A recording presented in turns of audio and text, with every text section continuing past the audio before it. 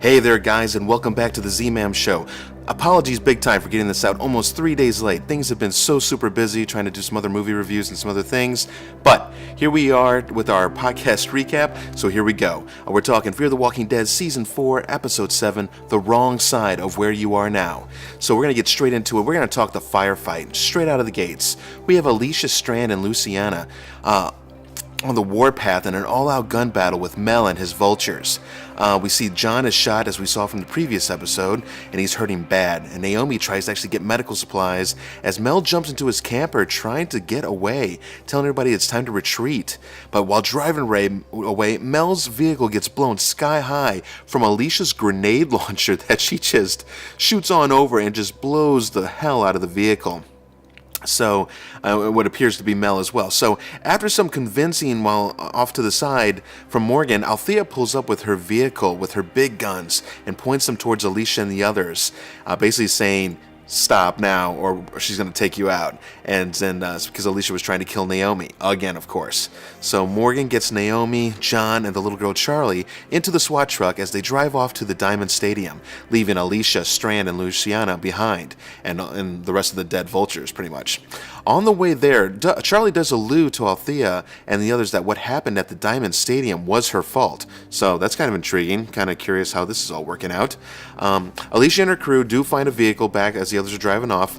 They find a vehicle to follow the others, but before leaving, we see a half-burned and totally battered up Mel crawling from his exploded vehicle. Alicia walks over to him and she asks him how long she was with him. And he reaches out for her, and she ends him with her spear-like gun suppressors, just straight into the head. So when she says how long was she there with him, I'm wondering is she talking Naomi? Like, was she saying like how long was Naomi with you?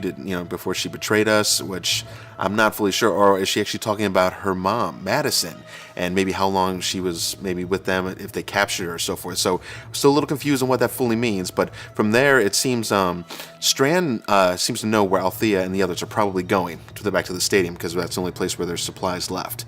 Probably inside. So they head off and they drive off. We now flash back to where the Diamond was still standing.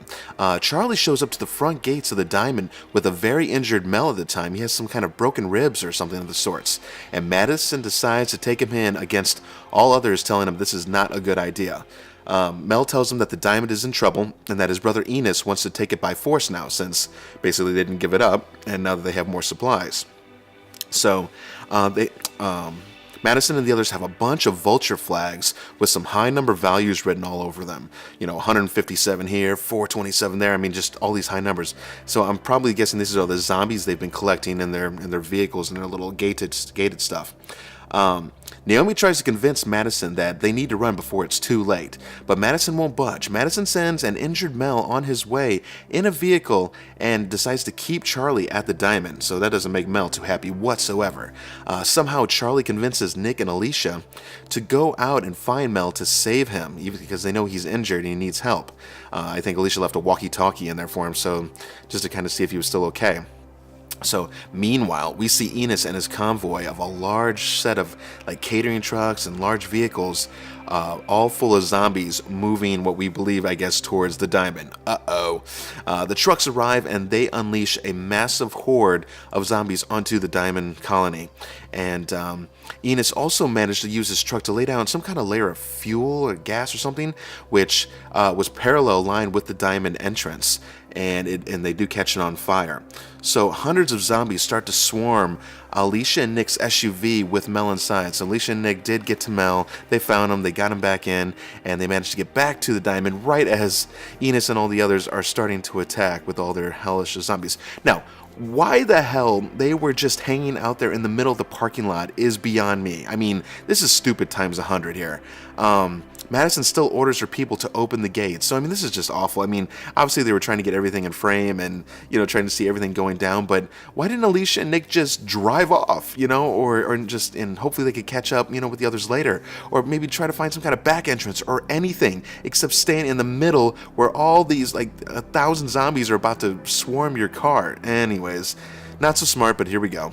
It appears the zombies are probably going to end up walking across this fire line, which will probably catch them on fire, and then I guess as they get up to the entrance, it'll catch their front entrance on fire, basically breaking it down. Not a bad strategy, I suppose, overall. My only thing is, like, what if it caught to the whole thing and destroyed all the supplies? I mean, that probably wouldn't be too smart, but all the same, this is what they're up to. So we do one more flashback at the end of the episode with Althea taking her vehicle and slamming through the interior gates and the blockade that leads right into the center of the stadium. So basically where Strand knew that that Naomi was probably taking the others for the supplies. And as the smoke clears, we see hundreds of burnt, crispy fried walkers filling the stadium, just walking all around and starting to make their way towards the big SWAT vehicle. So, this place is definitely effed 3 ways from Sunday. No doubt. This is what we all assumed had gone down. I was kind of wondering when they first slammed through, like, 'cause their eyes all opened and, they're all like, looking at something like crazily. And I'm like, oh, what do they see? Is everything actually fine or what? No. So it's totally screwed. The vultures did their job very, very well.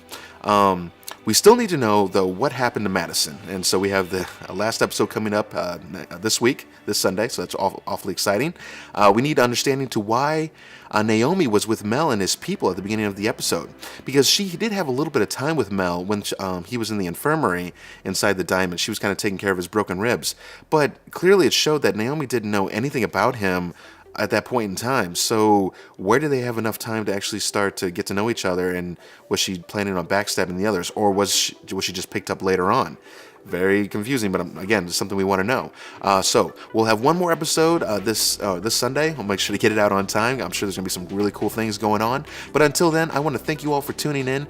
Make sure to hit that like and subscribe button so we can tell that you are enjoying our podcast recaps. I have a feeling that next week's finale is going to be epic. So I will talk to you guys next week. See ya!